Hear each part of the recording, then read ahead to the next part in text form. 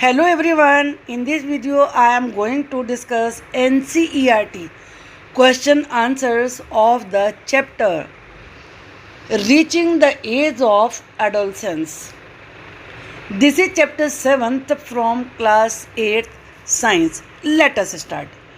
What is the term used for secretions of endocrine glands responsible for changes taking place in the body? वो term क्या है use for secretions of endocrine glands, जो कि endocrine glands के secretion के लिए use किया जाता है, और एंडोक्राइन ग्लैंड्स जो कि बॉडी में हो रहे चेंजेस के लिए जिम्मेदार होती है। सिंपल वर्ड्स में, एंडोक्राइन ग्लैंड जो कि बॉडी में सभी चेंजेस के लिए जिम्मेदार हैं, उनके सीक्रेशन के लिए यूज़ किए जाने वाला टर्म कौन सा है? सीक्रेशन का मतलब समझते हैं आप? रिलीज़ होना, निकलना। ग्लैंड है तो उसमें से सीक्रेशन होता है, तो सीक्रेशन के लिए जो टर्म यूज़ होता है उसे क्या कहते हैं? वो होता है हार्मोन्स। हार्मोन्स और केमिकल सब्सटेंसेस, ये केमिकल्स होते हैं, केमिकल सब्सटेंसेस हैं which are secreted by endocrine gland, जो कि एंडोक्राइन ग्लैंड्स के द्वारा सीक्रेट किए जाते हैं।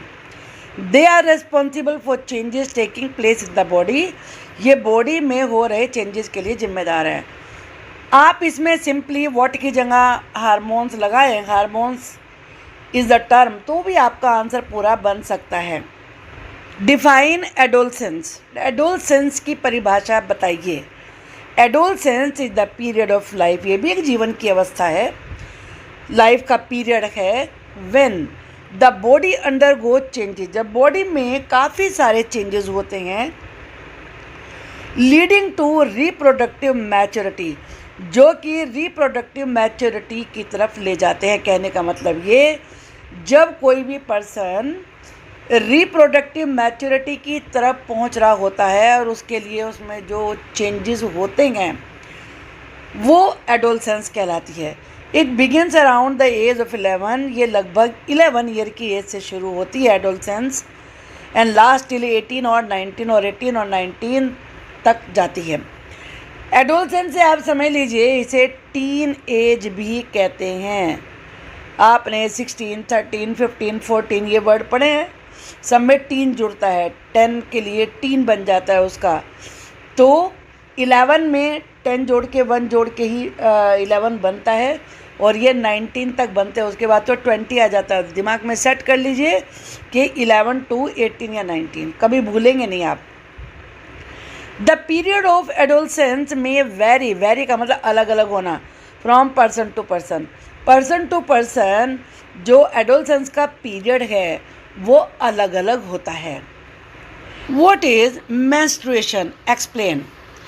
Menstruation is the process of shedding of uterine lining on a regular monthly basis in women. Menstruation women में होता है, ये एक प्रोसेस होती है जिसमें कि हर मंथ, यूटराइन वर्ड बना है यूटरस से, जो यूटराइन यानी कि यूट्रस की लाइनिंग होती है वो निकल जाती है। शेडिंग का मतलब है लीव, छोड़ना। During menstruation the uterus wall along with blood vessels break off, menstruation के दौरान जो यूट्रस की वॉल होती है अलॉन्ग विद ब्लड वेसल्स, जहाँ पे ब्लड वेसल्स भी होती हैं, वो टूट जाती हैं। This causes blood to come out, जिससे ब्लड बाहर निकलता है, and a new wall of uterus is formed, और यूट्रस की न्यू वॉल बन जाती है। Menstruation last generally 4 to 5 days। Menstruation आमतौर पर 4 से 5 दिन तक चलता है। List changes in the body that take place at puberty, puberty के समय पर बॉडी में क्या चेंजेस होते हैं वो बताइए।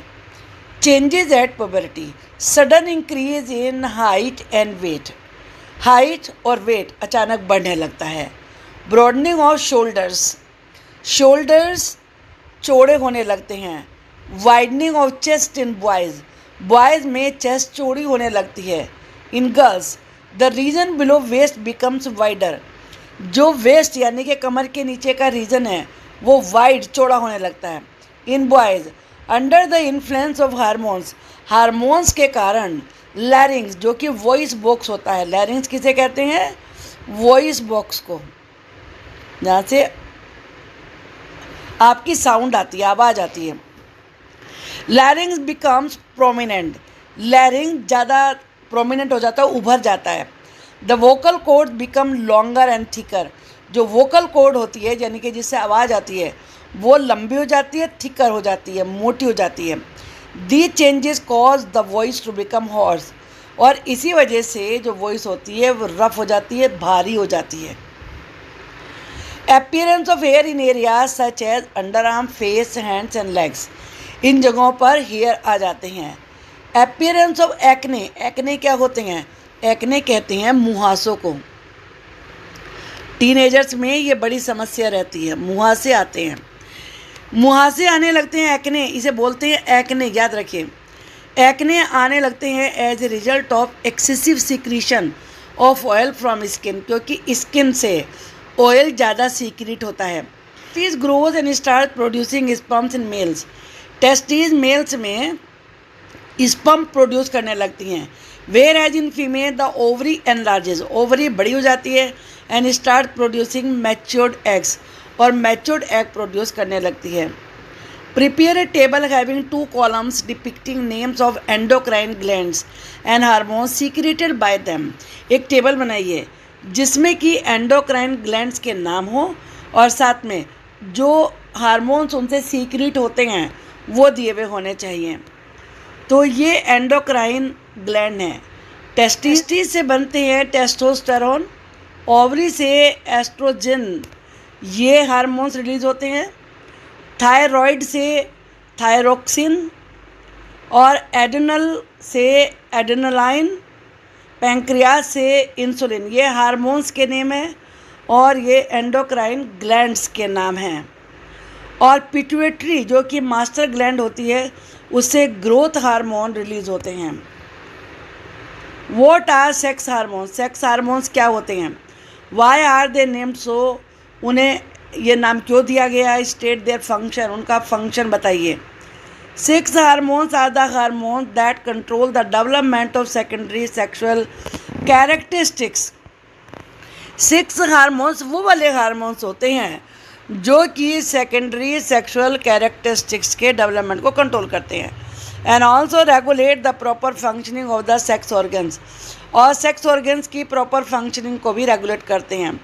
दे आर नेम्ड सो, उनका नाम ये इसलिए है because they are produce in both males and females, कि ये मेल और फीमेल दोनों में प्रोड्यूस होते हैं by the respective sex organs under the influence of the pituitary gland, क्योंकि ये पिट्यूटरी ग्लैंड के प्रभाव से सेक्स ऑर्गन्स के द्वारा मेल और फीमेल दोनों में प्रोड्यूस किए जाते हैं।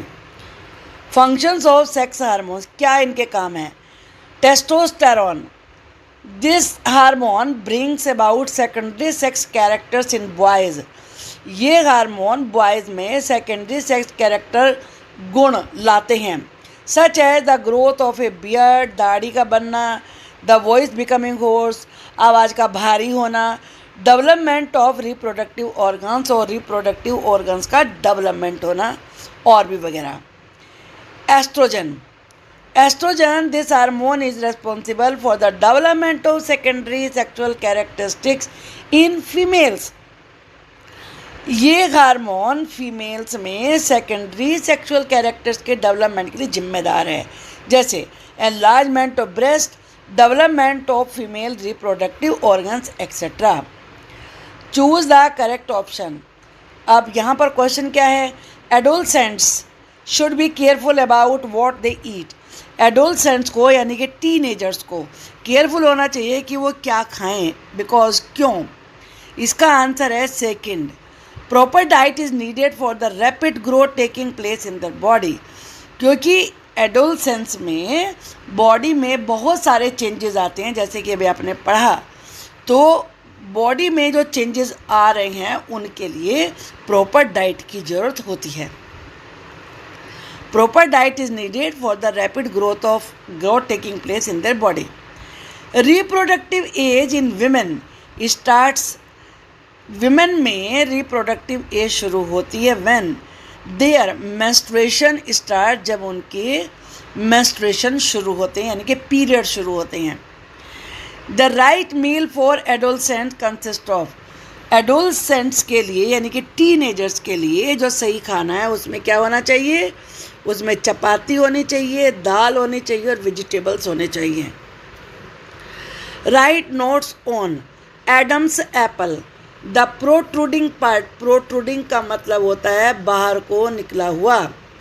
Part of the throat. Throat का जो बाहर को निकला हुआ पार्ट होता है उसे ही एडम्स एप्पल कहते हैं. It is enlarge voice box. ये बड़ा, लार्ज से बना हुआ वर्ड है, बड़ा, जो बड़ा हो चुका है ऐसा वॉइस बॉक्स होता है जिसे, और वॉइस बॉक्स को लैरिंग्स कहते हैं. विच गेट्स एनलार्ज्ड, जो बड़ा होता रहता है, and visible from outside in boys, और बॉयज़ में बाहर से ही दिखने भी लगता है at the on set of puberty. Puberty के शुरू होने पर. ऑन सेट का मतलब होता है बिगिनिंग, यानी कि जब पुबर्टी शुरू होती है 11 ईयर्स की एज आती है उसके बाद. This make the voice of boys हो, जिससे कि बॉयज़ की जो आवाज़ होती है वो भारी हो जाती है. Secondary sexual characters. These are features, ये वो फीचर्स हैं that help in distinguishing the male and female body, जो कि मेल और फीमेल की बॉडी को अलग करते हैं from each other. They are physical, ये फिजिकल चेंजेस भी हैं, बिहेवियरल कैरेक्टरिस्टिक्स भी हैं that appear in humans at the time of puberty, जो पुबर्टी के समय ह्यूमन्स में आते हैं. Secondary sexual characters in boys. Appearance of moustache and beard, दाढ़ी और मूँछों का आना. Appearance of chest hair, chest पे बाल आना.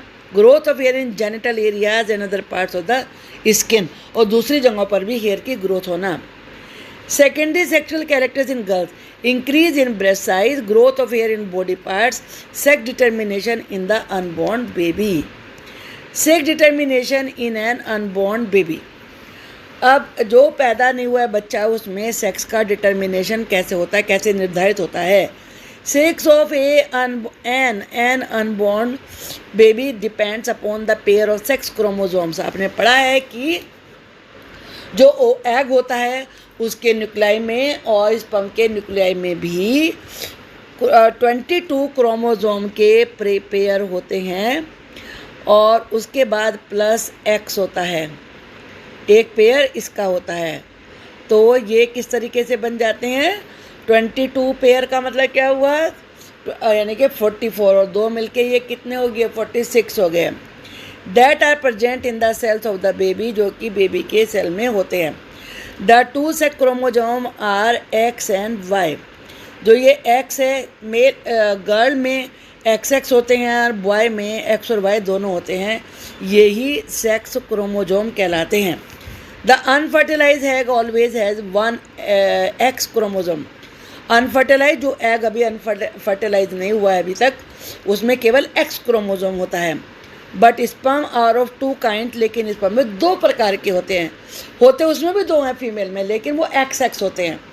और मेल में, मेल का जो स्पर्म होता है उसमें 2 होते हैं. एक होता है X क्रोमोसोम और दूसरा होता है Y chromosome. If both the chromosomes are X, then a baby girl is born. तो मान लीजिए जैसे ये एग है और ये स्पर्म है, इसमें दोनों XX हैं, इसमें X और Y हैं. अगर यहाँ से तो X ही जाएगा हमेशा, और यहाँ से भी अगर X आएगा तो ये गर्ल हुआ. और अगर मान लीजिए ये यहाँ से Y चला, तो Y चलने पर क्या होगा, इसको मैं अभी आपको बताती हूँ. अगर मान लीजिए यहाँ से X आया और यहाँ से X ना आके Y आया, तो बॉय का बर्थ होगा. बात समझ में आ गई? XX गर्ल और XY बॉय. तो कहने का मतलब कि बेबी गर्ल है, बेबी बॉय है, ये डिपेंड करता है मैन के ऊपर. चलिए नेक्स्ट देखते हैं. ये यहाँ पर वर्ड गेम है जिसमें कि ये वर्ड बताए गए हैं, आपको फिल करने हैं. हम इन्हें कर लेते हैं. पहला है ये एक्रोस देखने हैं. हमें एक्रोस का मतलब क्या होता है कि इस प्रकार से देखना है, एक्रोस डाउन ऐसे होता है। Protruding voice box in boys, boys में जो बाहर को निकला हुआ, बताया था ना मैंने, प्रोट्रूडिंग का मीनिंग ऐसे होता है। वॉइस बॉक्स होता है, उसे क्या कहते हैं? थर्ड ये है एडम्स एप्पल कहते हैं उसको। अब चलिए नेक्स्ट देखते हैं, ग्लैंड्स विदाउट डक्ट्स, जो बिना डक्ट, आप समझ लीजिए डक्ट कहते हैं ट्यूब को। जो बिना ट्यूब वाली ग्लैंड्स होती हैं उन्हें क्या कहा जाता है? इन्हें कहा जाता है एंडोक्राइन।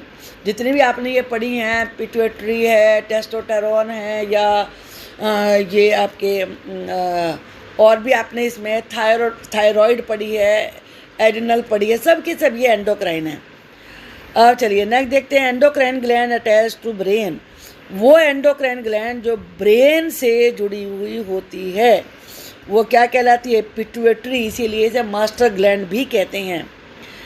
नेक्स्ट है ये सीक्रीशन ऑफ एंडोक्राइन ग्लैंड्स, जो एंडोक्राइन ग्लैंड का सीक्रीशन होता है उसे क्या कहा जाता है? उन्हें कहते हैं हार्मोन। अब है पैंक्रियाटिक हार्मोन, जो पैंक्रियास से हार्मोन निकलता है उसे पैंक्रियाटिक हार्मोन कहते हैं, और उसे कहा जाता है इंसुलिन। जब ये बनना बंद हो जाता है, जब आपका जो पैंक्रियाज है ये हार्मोन ना रिलीज करे, तो फिर हार्मोन इंसुलिन के इंजेक्शन देने पड़ते हैं पेशेंट को, जिन्हें डायबिटीज़ हो जाती है। डायबिटीज़ होती तब है जब इंसुलिन नहीं सीक्रेट होता। तो और जब पहले दवाइयों से कंट्रोल करते हैं, अगर दवाई भी बेअसर हो जाए तो तब इंजेक्शन लगाते हैं इंसुलिन के। अब समझ गए, इंसुलिन हार्मोन होता है। अब नेक्स्ट देखते हैं, फीमेल हार्मोन क्या होता है? ये है एस्ट्रोजन, एस्ट्रोजन। और मेल का क्या होता है? टेस्टोस्टेरोन। फीमेल का क्या होता है? एस्ट्रोजन। चलिए अब डाउन देखते हैं, अभी जो ऐसे आएंगे। मेल हार्मोन, मेल हार्मोन ये है टेस्टोस्टेरोन, याद रखेंगे। टेस्टोस, पहले टेस्टोस पढ़िए यहाँ तक, फिर टेरोन पढ़िए, याद रहेगा, स्पेलिंग में सही बनेगी। इसके बाद है इसमें सीक्रेट्स थायरोक्सिन। थायरोक्सिन तो आई थिंक कि आपको याद करना बहुत ही आसान है, क्योंकि थायराइड आधा वर्ड तो उसी का आ जाता है इसमें। ये है थायराइड, ये थायराइड है। अब चलिए नेक्स्ट देखते हैं हम, another term for teenage. Teenage के लिए एक और वर्ड यूज़ होता है, वो कौन सा वर्ड होता है? ये वर्ड होता है एडोलसेंस। थर्ड नंबर पे ये रहा एडोलसेंस। और नेक्स्ट है इसमें, hormone reaches here through bloodstream. सारे हार्मोन ब्लड से ही मिल के जाते हैं, तो हार्मोन जो ब्लड स्ट्रीम के द्वारा यहाँ पर पहुँचता है उसे क्या कहते हैं? वो कहलाता है टारगेट साइट। यानी कि हार्मोन पिट्यूटरी ग्लैंड के कहने से रिलीज हुए और वो फिर पहुंचते कहाँ हैं? जहाँ उनकी जगह होती है काम करने की, फंक्शन की, उसे कहते हैं टारगेट साइट। वॉइस बॉक्स तो आपको पता चल ही गया होगा। वॉइस बॉक्स क्या होता है? ये वॉइस बॉक्स को कहते हैं लैरिंग्स। और अब नेक्स्ट देखते हैं, term for changes at adolescence. Adolescence में जो चेंजेस आते हैं उनके लिए जो वर्ड यूज़ होता है उसके लिए कहते हैं प्यूबर्टी। आई होप कि आपको पूरे चैप्टर के क्वेश्चन आंसर अच्छे से समझ में आ गए होंगे। इसके लिए मैं MCQ की एक वीडियो और बनाऊंगी, अब उसको भी देखना मत भूलिए। और मुझे कमेंट बॉक्स में लिख के तो बताया करिए कि आपको मेरा पढ़ाया हुआ कैसा लगता है। Thank you.